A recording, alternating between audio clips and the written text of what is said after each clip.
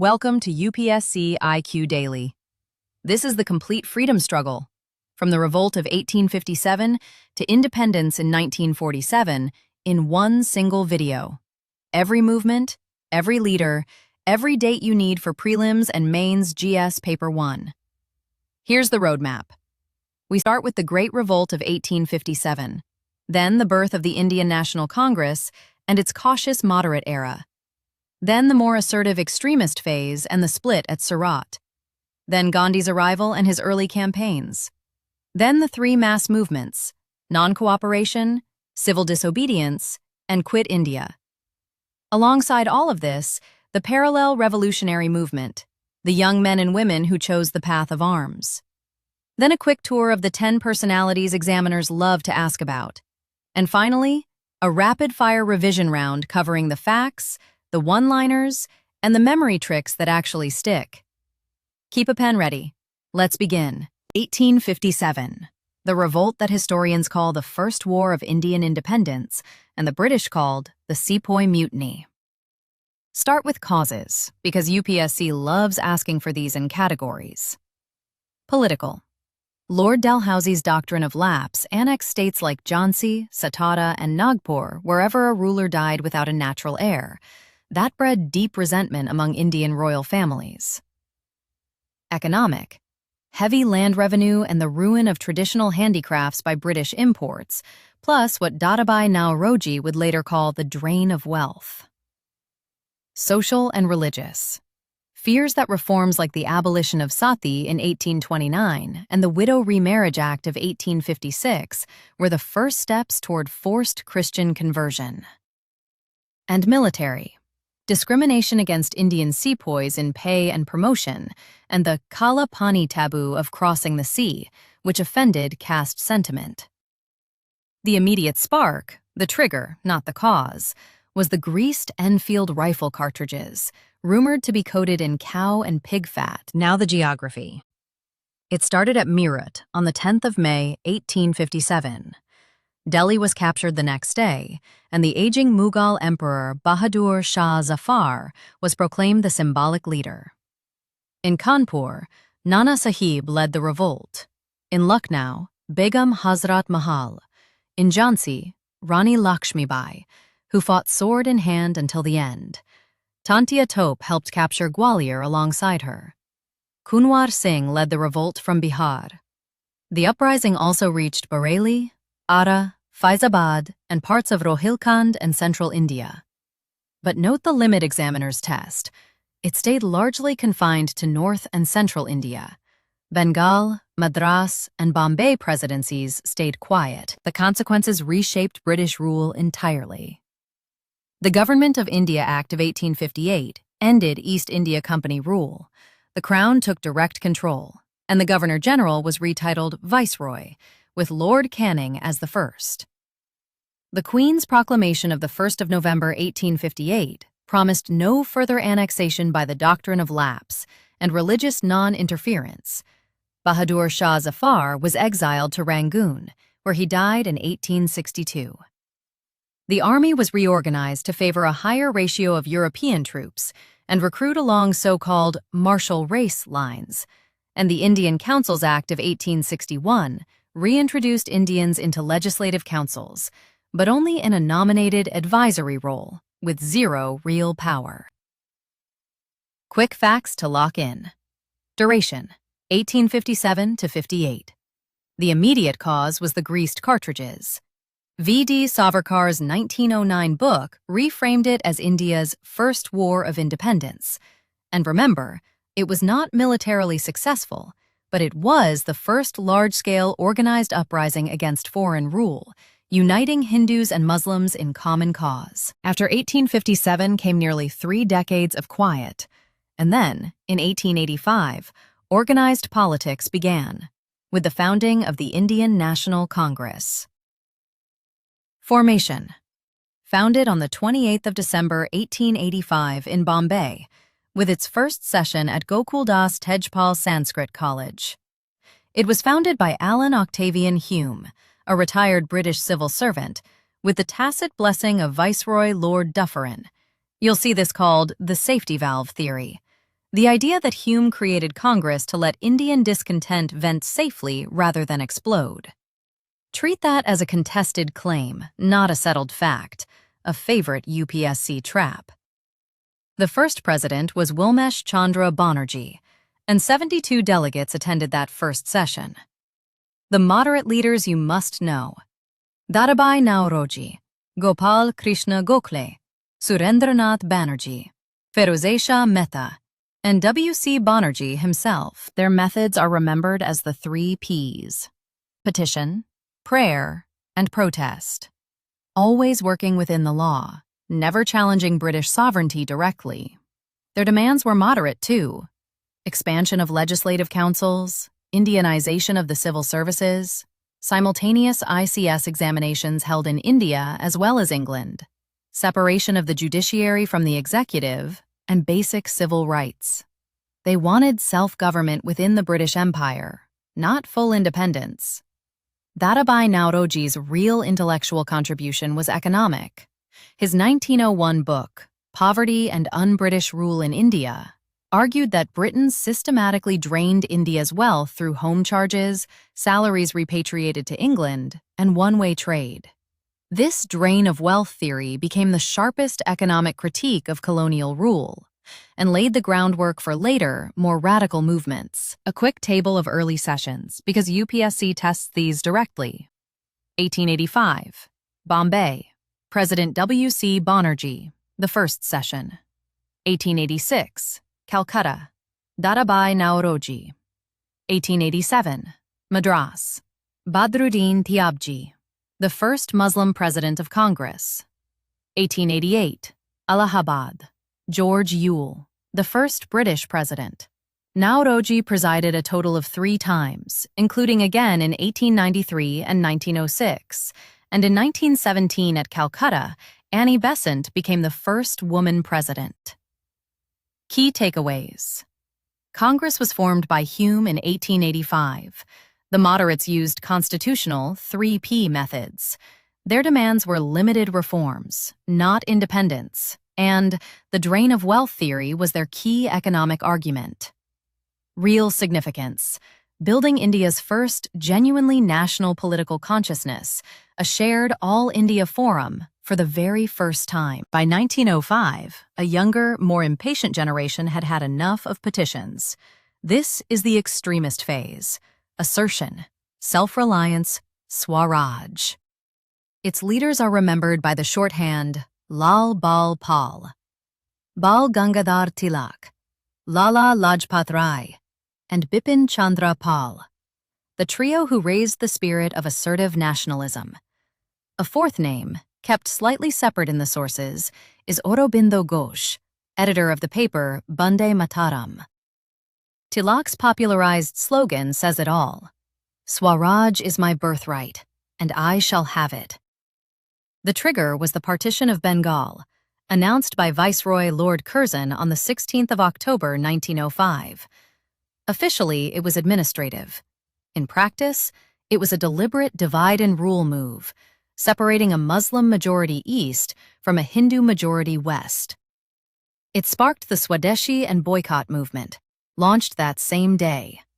Boycott of foreign goods, British institutions, courts, schools, and titles, and public bonfires of foreign cloth, alongside a genuine push for indigenous industry, national education, and Indian entrepreneurship. The moderate extremist tension inside Congress came to a head at the Surat split of 1907.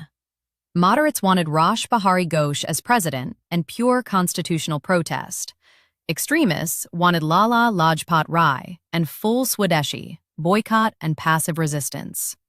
Congress split into 2 rival factions that December, and only reunited 9 years later at the Lucknow session of 1916, the same session that produced the famous Lucknow Pact with the Muslim League. Bengal's partition itself had already been annulled in 1911. One more thread from this period: the Home Rule movement of 1916. 2 parallel leagues, Tilak's based in Maharashtra and Annie Besant's, an Irish theosophist based in Madras, both campaigning for self-government on the model of Ireland and the other British dominions. Tilak built mass reach through the Ganesh Utsav and Shivaji Jayanti festivals, and his newspapers Kesari and Maratha. He was imprisoned in Mandalay from 1908 to 1914 for sedition. Key takeaways. The extremist phase runs 1905 to 1916. Lal-Bal-Pal gave the freedom struggle a new, more assertive direction. Swadeshi and Boycott united people across regions. The Surat split was a real setback, but it also cleared the ground for future unity. And all of this laid direct groundwork for the non-cooperation and civil disobedience movements to come. As Tilak himself put it, boycott was not a negative policy. It was a positive policy of self-purification and self-reliance. Mohandas Karamchand Gandhi returned to India from South Africa in 1915. Before he led a single all-India movement, he tested his method, satyagraha, in 3 local campaigns. The Champaran Satyagraha of 1917 in Bihar.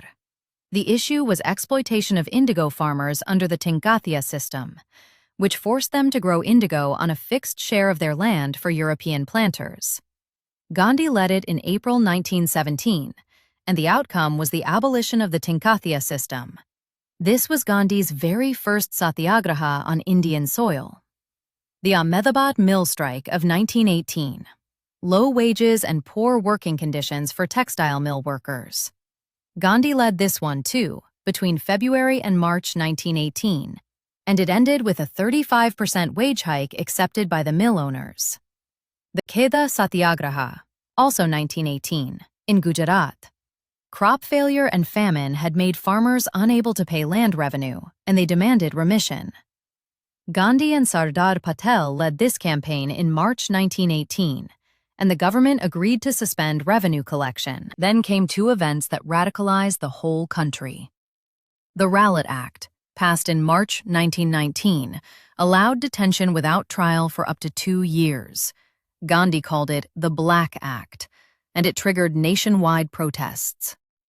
Those protests led directly to the Jallianwala Bagh massacre on the 13th of April, 1919, at Amritsar. General Dyer's troops opened fire without warning on an unarmed crowd gathered for Baisakhi, killing hundreds and injuring thousands. Its impact was immense. It triggered nationwide outrage and dramatically intensified the freedom struggle. Running alongside all this was the Caliphate movement, 1919 to 1922. The issue was protecting the Caliph and the Ottoman Empire after World War I, led by Maulana Muhammad Ali, Maulana Shaukat Ali, together known as the Ali brothers, and Abul Kalam Azad. Its real importance for the freedom struggle was that it brought Hindus and Muslims together in a shared campaign, feeding directly into the next movement, non-cooperation. Now the 3 great mass movements that define the Gandhian era.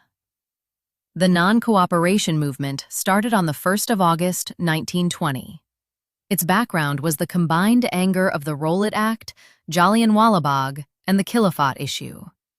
Its objective was Swaraj through non-violent means, boycott of foreign goods, government schools, colleges, courts, and jobs, and the surrender of British titles.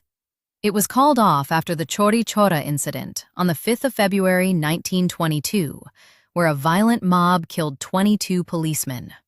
Gandhi withdrew the movement on the 12th of February, insisting on strict nonviolence. The civil disobedience movement was launched on the 12th of March, 1930. Its background: the failure of the Simon Commission and the demand for Purna Swaraj, complete independence, declared at the Lahore session in December 1929 under Jawaharlal Nehru's presidency. It included boycott of foreign cloth, refusal to pay taxes, breach of the salt law, forest law violations, and no tax campaigns. It was suspended after the Gandhi-Irwin Pact in March 1931, resumed in 1932, and formally withdrawn in 1934. Its most iconic moment was the Dandi March, or Salt Satyagraha, 12th of March to the 6th of April, 1930. The route ran from Sabarmati Ashram to Dandi, roughly 390 kilometers over 24 days. Its purpose was to protest the British salt law by making salt directly from seawater, a form of protest that was deliberately symbolic and deliberately easy for anyone, anywhere to replicate. Two related events sit right alongside this. The Karachi Session of 1931, which adopted the Resolution on Fundamental Rights and Economic Policy, often called a preview of independent India's constitution, and the Pune Pact of September 1932, where Gandhi and Dr. B.R. Ambedkar agreed to replace separate electorates for the depressed classes with reserved seats within the general electorate instead. Finally, the Quit India Movement, 1942. Its trigger was the Cripps Mission of March 1942, which offered only post-war dominion status. Gandhi famously called it a post-dated check on a crashing bank. The Quit India Resolution was passed on the 8th of August 1942, with Gandhi's call, "Do or die." Gandhi and the top Congress leadership were arrested almost immediately. This is remembered as the August Kranti. In their absence, the movement was carried forward by underground leaders like Jayaprakash Narayan and Aruna Asaf Ali, who famously hoisted the flag at Gawalia Tank in Bombay. Why it mattered. Quit India was the most spontaneous and most widely suppressed of all Gandhi's campaigns, but it convinced Britain that holding India by force in the aftermath of World War II was simply no longer sustainable, even though it forced no immediate concession. As Gandhi put it, freedom is not given, it is taken. Alongside Gandhi's nonviolent path ran a parallel current: men and women who believed freedom had to be won by force. It begins with the early secret societies.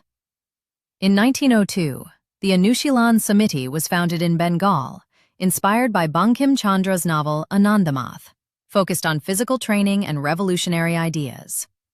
In 1913, the Ghadar Party was established in San Francisco by Sohan Singh Bhakna and Lala Hardayal, aiming to overthrow British rule through armed rebellion from Indians abroad.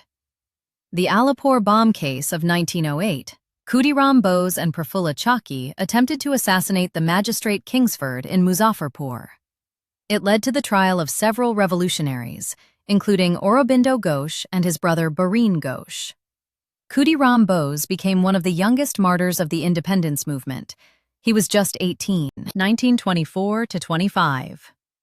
The Hindustan Republican Association, or HRA, was formed in 1924 to establish a federated republic of the United States of India through armed revolution. In 1925 came the Kakori conspiracy case.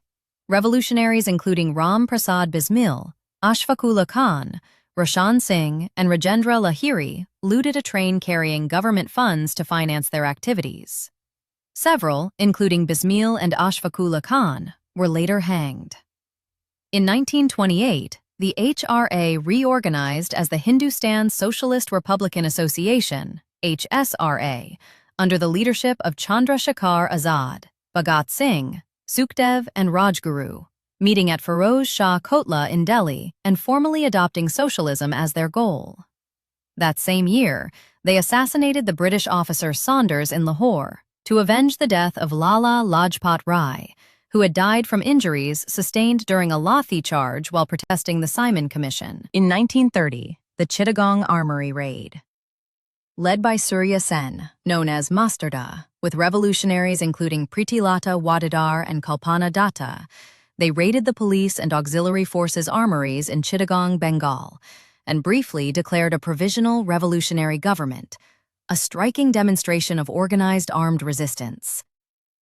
And one name that belongs on the international stage, Madame Bakaiji Kama. In 1907, she unfurled an early version of the Indian national flag at the International Socialist Conference in Stuttgart, Germany, and advocated for Indian independence on international platforms decades before it was fashionable to do so. Remember the timeline: 1902, 1908, 1913, 1925, 1928, 1930. And remember Bhagat Singh's own words, written before his execution. "They may kill me, but they cannot kill my ideas. They can crush my body, but they will not be able to crush my speed. A fast capsule round on the 10 personalities examiners come back to again and again. Mahatma Gandhi, 1869 to 1948, called the father of the nation, led the non-cooperation, civil disobedience, and Quit India movements.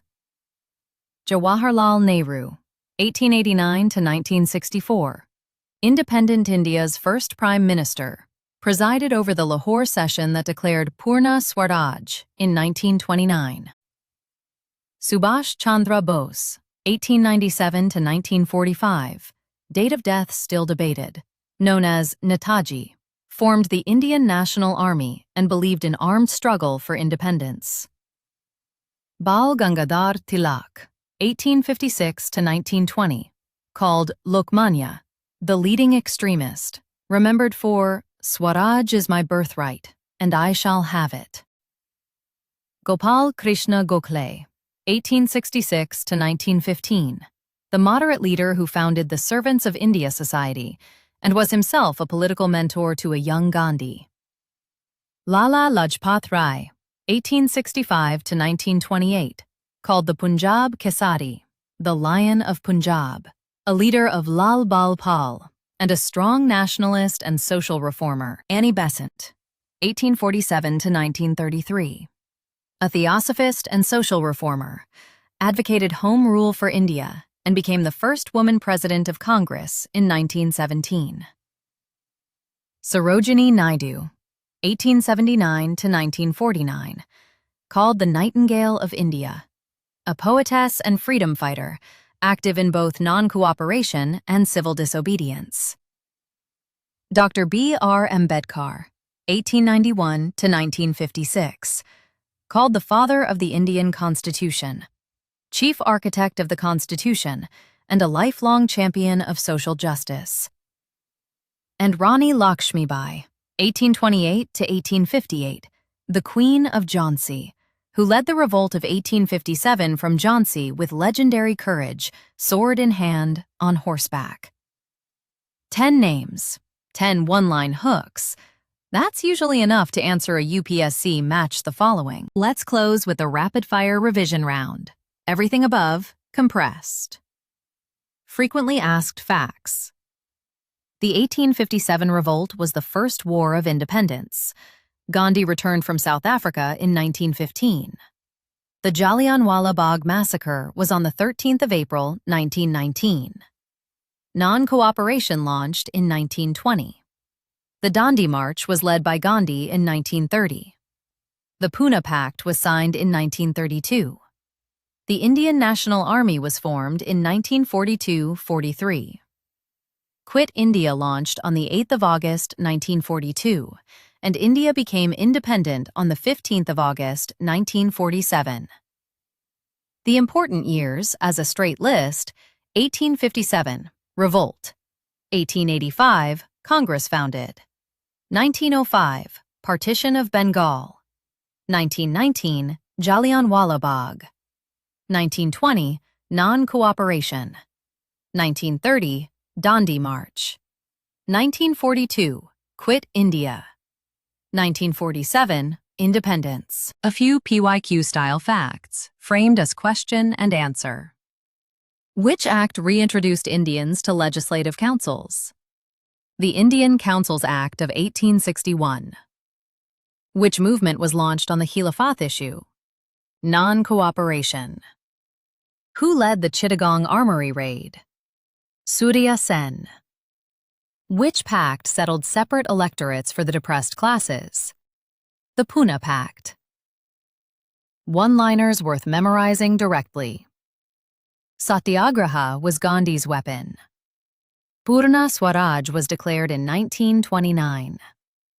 The Salt Satyagraha began in 1930. The Gandhi-Irwin Pact was signed in 1931. The Round Table Conferences were held between 1930 and 33. And B.R. Ambedkar chaired the drafting committee of the Constitution. 2 memory tricks. For the causes of 1857, remember CDAR: cartridges, doctrine of lapse, annexation, religious beliefs. For Gandhi's three mass movements in order, remember NCG.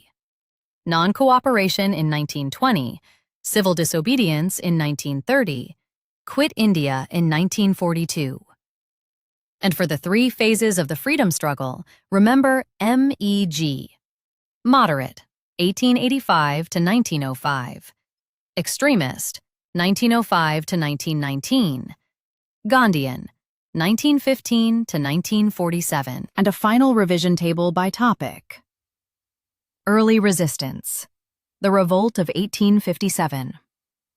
Rise of nationalism. Congress in 1885. The moderates, the extremists, Swadeshi. The Gandhian Era. Non-cooperation, civil disobedience, quit India. The revolutionaries. HRA and HSRA. Bhagat Singh, Chandrashekhar Azad, Subhash Chandra Bose. And towards freedom. The Indian National Army, the Cabinet Mission, and finally, independence. As the old proverb goes, the past is our teacher, the present is our responsibility, and the future is our motivation. Revise smartly, write confidently, and go crack that exam. If this helped, save it for revision, and follow UPSC IQ Daily for a new history and polity reference sheet every single day. And a final revision table by topic. Early resistance. The Revolt of 1857. Rise of nationalism. Congress in 1885. The moderates, the extremists, Swadeshi. The Gandhian Era.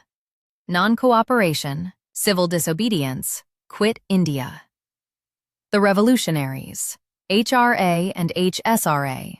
Bhagat Singh, Chandrashekhar Azad, Subhash Chandra Bose. And towards freedom. The Indian National Army, the Cabinet Mission, and finally, independence. As the old proverb goes, the past is our teacher, the present is our responsibility, and the future is our motivation. Revise smartly, write confidently, and go crack that exam. If this helped, save it for revision, and follow UPSC IQ Daily for a new history and polity reference sheet every single day.